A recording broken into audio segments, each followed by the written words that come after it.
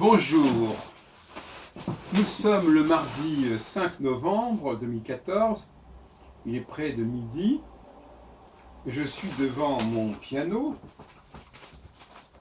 je viens d'ailleurs de jouer, et je réfléchissais, pas en jouant du piano, enfin ça peut m'arriver éventuellement, je réfléchissais à la pratique qui était courante au XIXe siècle pour les jeunes filles de savoir jouer du piano. Et cette pratique ayant plus ou moins disparu, le statut de cette interprétation pianistique a évolué. Et ça n'est pas sans avoir créé une certaine confusion. Alors je vais peut-être dire des choses qui ne sont pas toujours très aimables, vous savez comment je suis. Ma grand-mère, par exemple, Claude Jonquière, née Sarah Moïse, Claude Jonquière étant son pseudo, ma mère me disait qu'elle était très douée pour déchiffrer une partition. Ma sœur, ma demi-sœur aînée, était également très douée pour cela. Donc apparemment dans la famille, il y a certains dons musicaux quand même qui se perpétuent. Mais moi, je ne fonctionne pas de la même manière. Bon. Ne serait-ce que parce que ma grand-mère et ma sœur, ce sont des femmes, et moi, je suis un homme. Et ces jeunes femmes, qui n'ont jamais produit d'ailleurs de grands compositeurs, elles étaient d'abord des consommatrices de musique. Elles le faisaient pour elles-mêmes, elles le faisaient pour leurs proches, tout simplement parce que, à l'époque, on n'avait pas d'autre solution. On n'avait pas de pick-up, de tourne-disque, d'électrophone et autres termes et autres platines.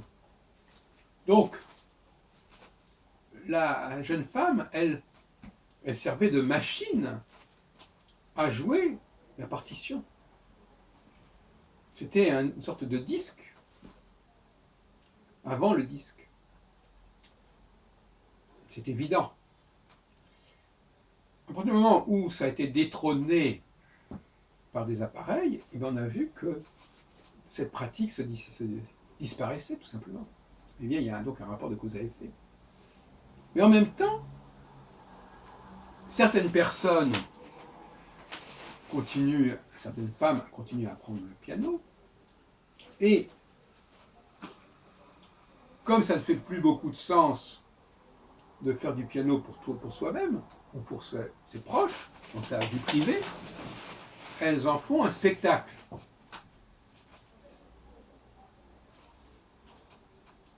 Et ce spectacle est particulièrement ambigu.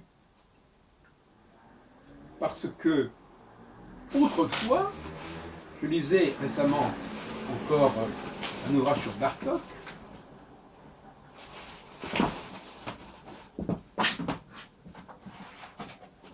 Béla Bartók de Claire de la Marche. Autrefois,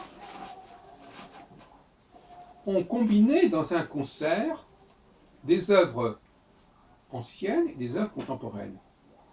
Et encore plus dans le cas de Bartók, ses propres œuvres, voire même ses improvisations. C'était vrai aussi pour Chopin, c'était vrai pour Saint-Saëns, etc. Il y avait une sorte de dualité dans les concerts. Le pianiste était également compositeur, on jouait des œuvres anciennes et modernes, etc. Cette dualité n'est plus respectée, ce qui est bien fâcheux. C'est-à-dire, qu'est-ce que c'est que cette dualité? Cette dualité, c'est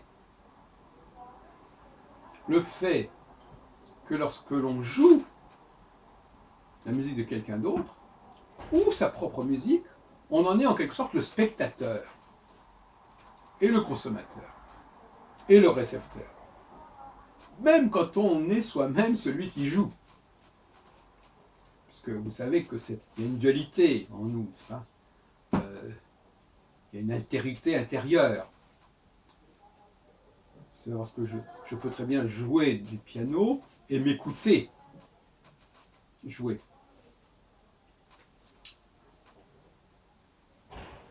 Notamment, par exemple, je pense à mon amie Sabine Niconi, là, qui joue des morceaux de musique en alternance avec des éléments poétiques ou autres.